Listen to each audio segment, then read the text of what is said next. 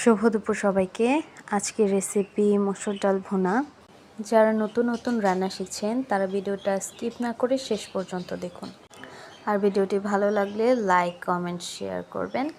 আর আমার ভিডিও সবার আগে পেতে পেজটাকে ফলো করে রাখবেন। ধন্যবাদ।